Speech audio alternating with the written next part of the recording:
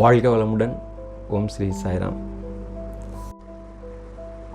நம்ம கலியுகத்தையும் சத்தியுகமாக மாற்ற முடியும்ல. ஏன்னா we are part of universe. We are part of அந்த இறைவனுடைய அவதாரம். இறை அவதாரம் தான் நம்ம. அந்த இறை அவதாரம் அப்படிங்கிறது நமக்கு புரியலை, இதுவரைக்கும் புரியலை.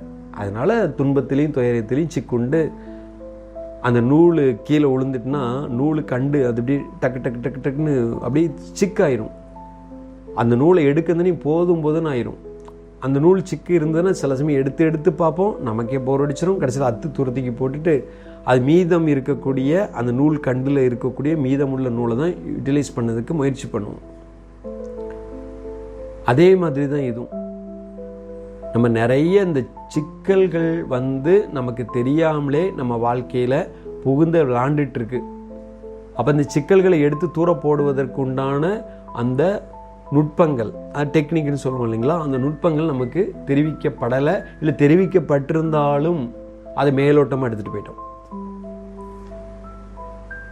எல்லாம் குரு பரம்பரை சொல்லி தான் கொடுத்துருக்குறாங்க. அவங்க சொல்லி கொடுக்காத விஷயங்கள் எதுவுமே இல்லை. அத்தனை விஷயங்கள் சொல்லிக் கொடுக்கப்பட்டிருக்கு. அதை இம்ப்ளிமெண்ட் பண்ணல, அவ்வளோதான். அந்த இம்ப்ளிமெண்டேஷன் ஒன்று இருக்கணும்ல, அது நம்மகிட்ட இல்லை. அந்த இம்ப்ளிமெண்டேஷன் என்னது, கொஞ்சம் சிந்திக்கணும். அறிவின் குறைபாடு தான் எல்லாத்துக்குமே காரணம்னு பல கிளாஸில் இப்போ பார்த்துட்ருக்குறோம். உடலில் நோய் வருதுன்னா அது வறுமை தான். உடலை பற்றின்னு புரியாத சில விஷயங்கள்னால தான், அறிவின் குறைபாட்டினால தான் உடலில் நோய் வருது. அதே மாதிரி மனதில் அறிவின் குறைபாடு இருப்பதனால தான் மனதை பக்குவமான நிலையில் நமக்கு வச்சுக்க தெரியல. அதுக்கப்புறம் பொருளாதார வளம், அதுவும் நமக்கு கொஞ்சம் கீழே உட்கார்ந்துருந்தோம். பொருளாதாரம் இல்லாமல் அதுக்காக நிறைய மெனக்கிட்டு நம்ம ஓடிக்கிட்டே இருக்கோம் அப்படின்னா அதுவும் அறிவின் குறைபாடு தான். அப்போ எல்லாமே அறிவின் குறைபாடுனா அந்த அறிவின் குறைபாடு எங்கே நிவர்த்திக்கப்படணும் அப்படின்னா, அறிவு என்பது என்ன அப்படின்னு சுவாமிஜி அழகாக சொல்லியிருக்கார் மகரிஷி ஐயா. அறிவு என்பது சிவம், வேற ஒன்றுமே இல்லை. அந்த பேரறிவு அப்படின்னு அதையே சொல்லுவார். சிவத்தை பேரறிவு, வற்றாயிருப்பு, பூரணம், பரிபூரணம். அப்போ நமக்குள்ள அந்த அறிவுன்னு ஒன்று, அந்த சிவன் தான் எல்லாத்தையுமே நம்மளை இயக்கிக்கிட்டு இருக்கு. ஒரு புள்ளி வடிவில் நமக்கு பிரபஞ்சத்தை கம்பேர் பண்ணும்போது நம்ம சூரிய குடும்பமே ஒரு புள்ளி. அப்படி இருக்கும்போது இதை எங்கேன்னு ஒரு தூசு கூட கிடையாது. அதுக்கும் கண்ணுக்கு தெரியாத ஒரு, இப்போ கொரோனா வைரஸ்லாம் நம்ம கண்ணுக்கு தெரிஞ்சுதான். கொரோனா வைரஸ் நம்ம கண்ணுக்கு தெரியல இல்லைங்களா. அது காற்றில் கலந்து வந்தது. காற்றை நம்ம கண்ணால் பார்க்க முடியுமா? பார்க்க முடியாது. முடியும், ஆனால் அந்த அளவுக்கு நம்ம நுணுகி போகலை, அதனால் முடியாது. இப்போ இந்த நுணுகி போகக்கூடிய நிலை அப்படின்னா அந்த லோ ஃப்ரீக்வன்சிக்கு நம்ம போகணும். இதையே அடிக்கடி நம்ம சொல்லியிருக்கோம்.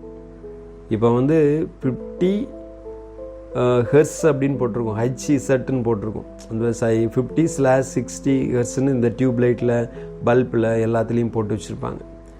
டியூப் லைட்டு ஒரு முறைக்கு நம்ம நிறைய ட்ரிப் இதை பற்றி பேசியிருக்கிறோம். டியூப் லைட் ஒரு முறைக்கு ஒரு செகண்டுக்கு 50 தடவை ஆன் ஆகி ஆஃப் ஆகுது. நம்ம கண்ணுக்கு தெரியுதா? தெரியல. 50 முறை ஆன் ஆகி ஆஃப் ஆகிட்டு இருக்கு. ஆனால் நமக்கு கண்டினியூஸாக அந்த டியூப் லைட்லேருந்து ஒளி வர்ற மாதிரி இருக்குது, அந்த பல்ப்லேருந்து ஒளி வர்ற மாதிரி இருக்குது. ஆனால் அது 50 முறை ஆன் ஆகி ஆஃப் ஆகி அதோடைய வேலையை பார்த்துட்ருக்கு. இதே போல் தான் நம்ம கண்களுக்கு புலப்படாது. ஏன் புலப்படாது? நம்ம மிட் ரேஞ்ச் ஃப்ரீக்வன்சியில் இருக்கும், இல்லை ஹை ரேஞ்ச் ஃப்ரீக்வன்சியில் இருக்கும். லோ ரேஞ்ச் ஃப்ரீக்வன்சிக்கு வர்றதே கிடையாது. அப்போ லோ ரேஞ்ச் ஃப்ரீக்வன்சி எங்கே வரும்னா த்ரூ மெடிடேஷன் மூலமாக தான் அந்த லோ லெவல் ஃப்ரீக்வன்சிக்கு நம்ம வர முடியும். அந்த லோ லெவல் ஃப்ரீக்வன்சியில் தான் பல இன்ட்யூஷன்ஸ் நமக்கு புரிய வரும், இன்ட்யூஷன்ஸ் உள்ளுக்குள்ளே தெரிய வரும். அந்த நிலையில் தான் அறிவுன்னா என்ன அப்படின்னே புரிய வரும். இப்போ நம்மளுடைய ஐக்யூ லெவலை வச்சுக்கிட்டு அறிவுன்னு நினச்சிட்ருக்கோம் இல்லைங்களா, அது உண்மையிலே அறிவு கிடையாது. அறிவு அப்படிங்கிறது என்னன்னா, இந்த பிரபஞ்சத்தோட அறிவு தான் மிக மிக முக்கியம். நான் யார், அப்போ தான் நான் யாருன்னே தெரியும். நம்ம அந்த அறிவோடு கலந்து இருக்கும்போது, ஒரு இன்ட்ராக்ஷனில் இருக்கும்போது, அதாவது பரமாத்மாவும் ஜீவாத்மாவும் இணைகின்ற தருணங்கள் தான், அந்த நேரத்தில் தான் இந்த அறிவு மிளிரும்.